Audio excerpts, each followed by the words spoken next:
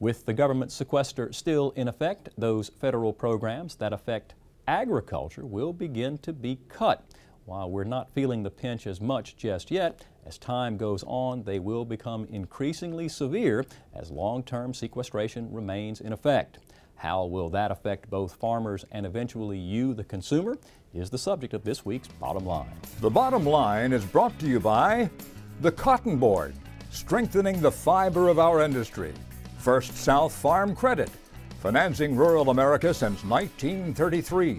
And by Progressive Tractor and Implement, your Case IH and Kubota dealer. The first thing that comes to most people's mind when they hear the word sequester is a jury. A budget sequester is sort of like that, except it's government spending cuts that are locked in rather than 12 people.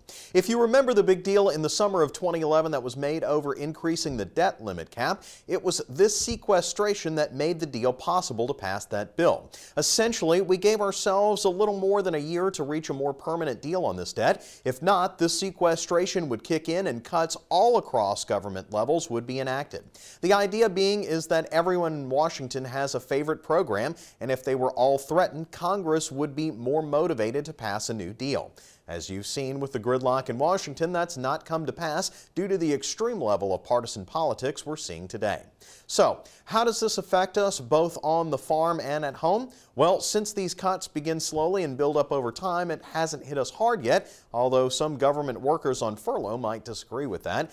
That's where we're going to see the real pain by this summer if a deal isn't passed, though. On the chopping block are meat plant inspectors who could be out almost 2 weeks. No inspectors means no meat processed. This would come at a time when demand is typically higher in the summer, and thanks to a reduced national livestock herd, beef prices are at near record levels right now.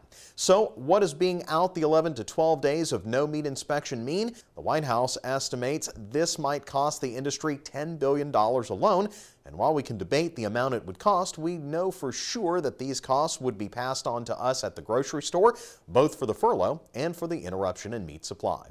The bottom line is that the big impacts from sequestration are still months away, so there's some good news there. The bad news is until we really start seeing some pressure from voting constituencies to make the compromises necessary to stop this bickering in Congress, we're unlikely to get a bill passed before we start seeing some real pain. And let's hope all of this gets resolved soon. Neil Melancon, thanks.